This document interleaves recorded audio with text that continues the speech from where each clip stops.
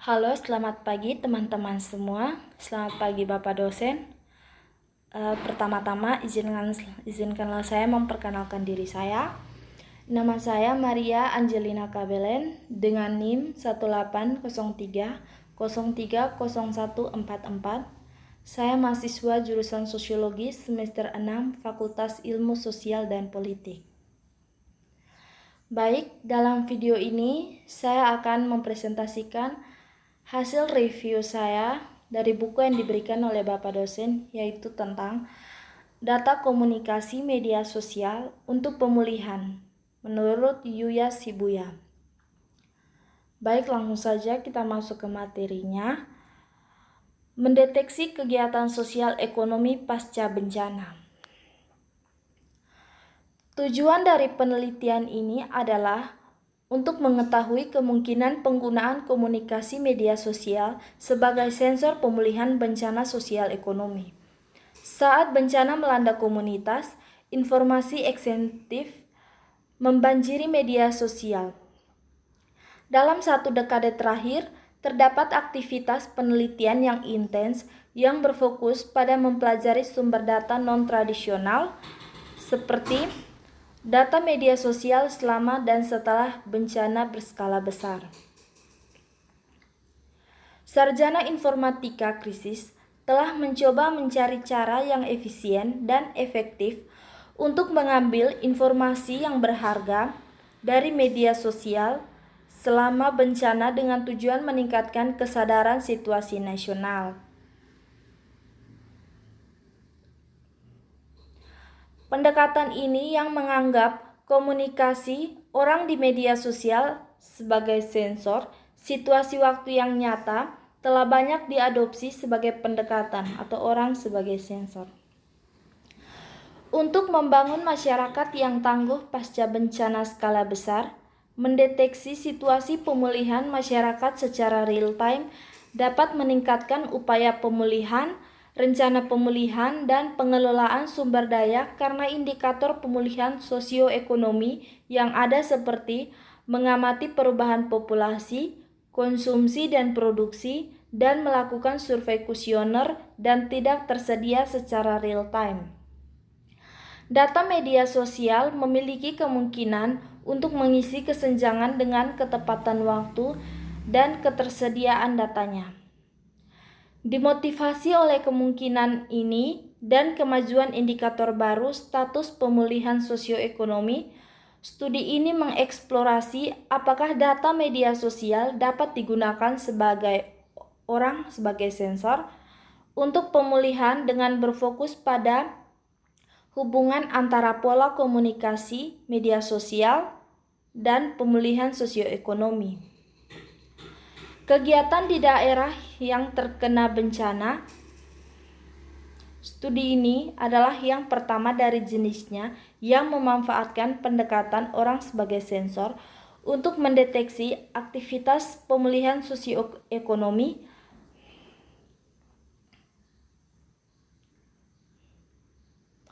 Meskipun kejadian bencana tidak bisa dihindari, cara menghadapi dan bereaksi terhadap bencana sangat mungkin dilakukan.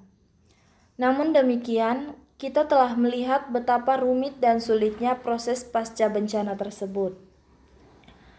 Perhatian nasional dan internasional serta berbagai macam bantuan datang kepada komunitas yang terkena dampak setelah bencana skala besar.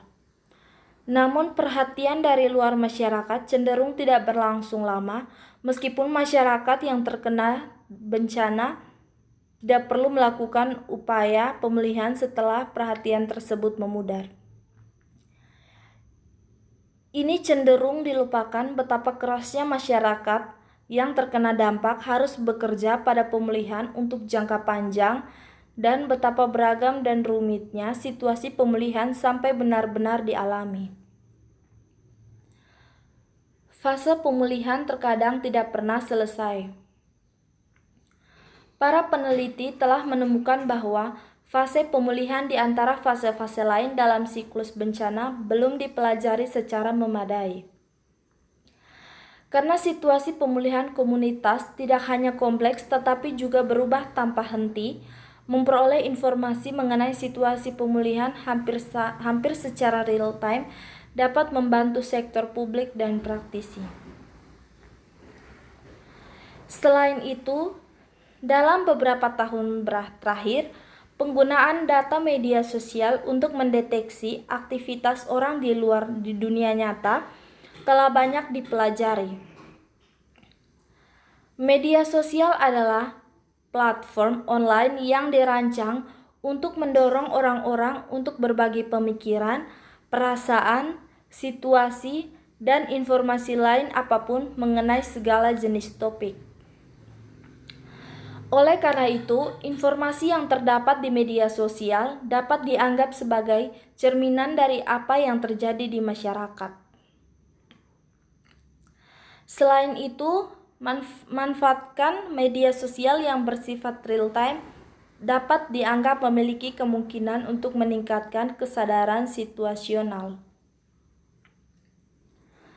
Telah terjadi diskusi yang beragam mengenai definisi bencana. Fritz mendefinisikan bencana sebagai peristiwa terkonsentrasi dalam ruang dan waktu di mana masyarakat atau subdivisi masyarakat yang relatif mandiri mengalami bahaya yang parah dan menimbulkan kerugian seperti itu kepada anggotanya dan perlengkapan fisik yang struktur sosial terganggu dan pemenuhan semua atau sebagian fungsi esensial masyarakat dicegah. Majelis Umum Perserikatan Bangsa-Bangsa mendefinisikan bencana sebagai gangguan serius terhadap fungsi komunitas atau masyarakat pada skala apapun karena peristiwa berbahaya yang berinteraksi dengan kondisi paparan, kerentanan, dan kapasitas yang mengarah ke satu atau lebih. Berikut ini kerugian dan dampak manusia, material, ekonomi, dan lingkungan. Peristiwa bencana meliputi aspek yang pertama, bahaya teknologi dan buatan manusia, bencana alam, dan gangguan internal. Database bencana internasional mengklasifikasikan bencana menjadi bencana alam dan teknologi, di mana bencana alam meliputi peristiwa geofisika, meteorologi, hidrologi, iklim, biologi, dan ekstraterestrial, dan teknologi termasuk industri, transportasi, dan jenis kecelakaan atau kejadian lainnya. Berbagai penelitian telah mengaku bahwa bencana melibatkan 4 tahap. Yang pertama, kesiapsiagaan, yang kedua, respon, yang ketiga, pemulihan, dan yang keempat, mitigasi. Mengingat bencana cenderung merupakan peristiwa yang berulang, keempat fase ini membentuk siklus. Kesiapgasan mengacu pada tindakan yang diambil sebelum kemungkinan terjadi bencana yang memungkinkan pengelola keadaan darurat dan masyarakat untuk dapat merespon secara memadai ketika bencana benar-benar terjadi. Fase respons yang paling banyak dipelajari mencakup tindakan yang diambil segera sebelum peristiwa yang diramalkan, serta selama dan setelah peristiwa bencana yang membantu mengurangi kerugian manusia dan harta benda. Contoh kegiatan fase tanggap termasuk perlindungan darurat, pencarian dan penyelamatan, dan penilaian kerusakan. Mitigasi mengacu pada tindakan prabencana dan pasca bencana yang diambil untuk mengidentifikasi risiko, menguranginya, dan dengan demikian mengurangi efek negatif, kemungkinan dan besarnya jenis kejadian bencana yang teridentifikasi pada kehidupan manusia dan harta benda pribadi. Mitigasi dilakukan sebanyak mungkin secara teknologi dan finansial. Fase pemilihan yang menjadi fokus studi ini merepresentasikan aspek siklus hidup bencana yang paling sedikit dipahami oleh komunitas peneliti dan praktisi.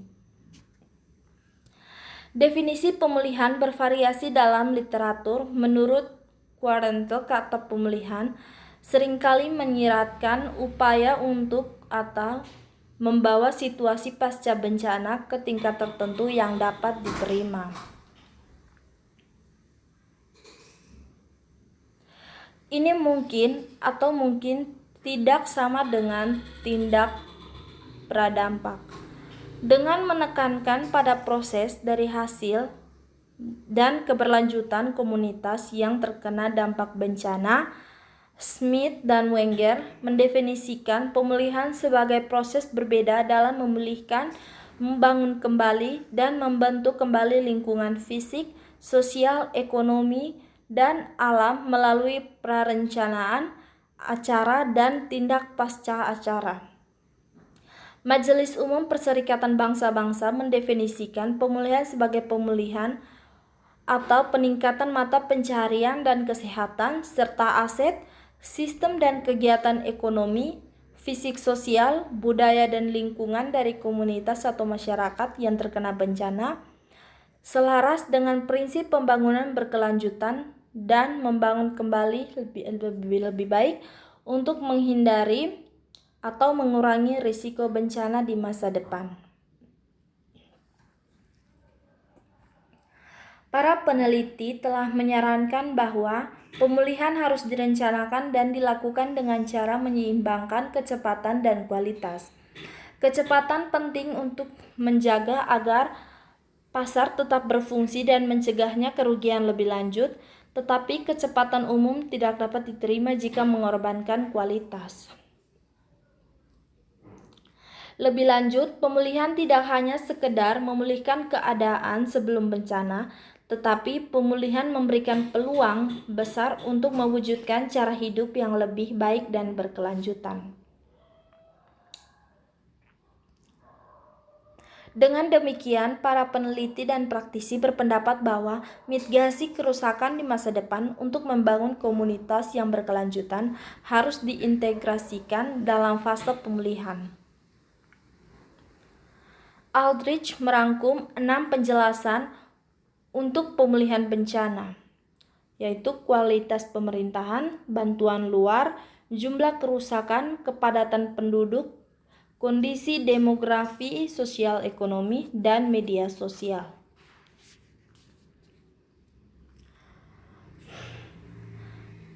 Bastaminia dan teman-temannya menghitung pendapatan, pekerjaan, dan modal perumahan sebagai indikator ketahanan ekonomi yang paling umum.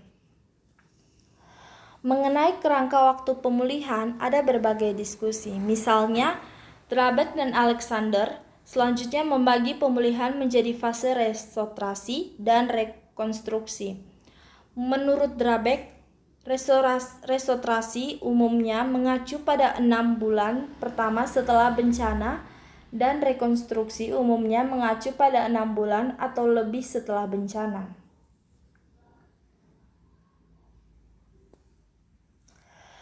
Fase penerimaan realitas baru adalah periode di mana masyarakat yang terkena dampak bencana menerima kerusakan secara rasional. Fase utopia bencana adalah masa di mana kehidupan dilandasi nilai-nilai sosial yang berbeda dengan zaman biasa. Fase masuk kembali ke dalam kehidupan sehari-hari adalah periode di mana orang-orang yang terkena dampak bencana berusaha untuk membangun kembali kehidupan mereka. Dan fase pemulihan kreatif adalah periode di mana layanan infrastruktur pulih dan orang-orang yang terkena dampak tidak lagi terlihat diri mereka sebagai korban. Proses pemulihan telah diamati melalui beberapa metodologi seperti melakukan survei dan studi kasus serta mengamati statistik resmi.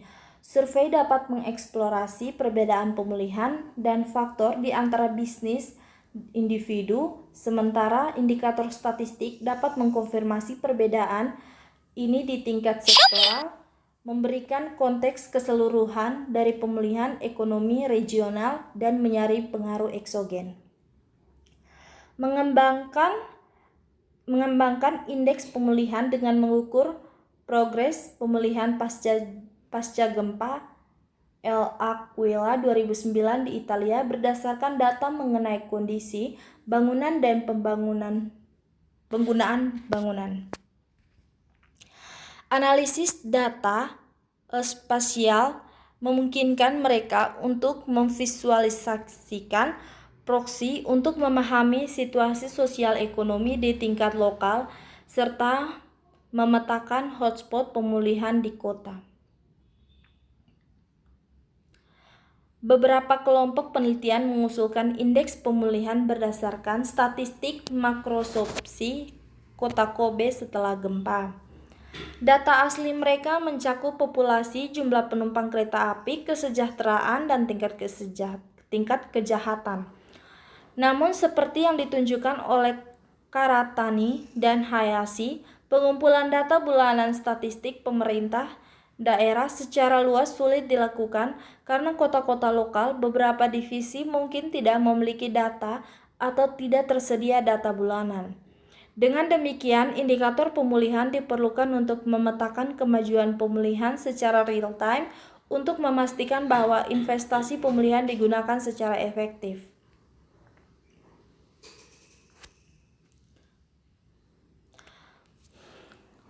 Studi ini berkontribusi pada pendekatan atau orang sebagai sensor untuk mendeteksi pemulihan komunitas yang terkena dampak bencana melalui 3 poin berikut. Yang pertama, studi ini menyoroti pendekatan orang atau sebagai sensor untuk mendeteksi aktivitas pemulihan sosial ekonomi yang hingga saat ini belum dipelajari secara menyeluruh tetapi berpotensi untuk meningkatkan kesadaran situasional selama fase pemulihan. Ini karena pendekatan orang atau sebagai sensor memanfaatkan ketepatan waktu, volume, dan variasi data media sosial lebih spesifiknya dengan menggabungkan masyarakat sebagai sensor dan model ekonomi. Studi ini menunjukkan bahwa terdapat berbagai korelasi antara komunikasi masyarakat di media sosial dan produksi dari kegiatan pemulihan sosial ekonomi. Misalnya, hasil analisis menunjukkan bahwa ketika jenis topik tertentu dikomunikasikan lebih banyak atau kurang di media sosial, mungkin ada lebih banyak atau kurang kegiatan pemulihan sosial ekonomi seperti yang tercermin dalam data pasar mobil bekas dan data pasar perumahan. Selain itu, hasil penelitian menunjukkan bahwa jenis sentimen publik tertentu memiliki korelasi dengan kegiatan pemulihan sosial ekonomi. Hasil ini memberikan bukti yang mendukung kemungkinan penggunaan data media sosial untuk mendeteksi kegiatan pemulihan sosial ekonomi. Baik, sekian dari hasil presentasi saya. Mohon maaf bila masih terjadi banyak kesalahan. Sekian dan terima kasih.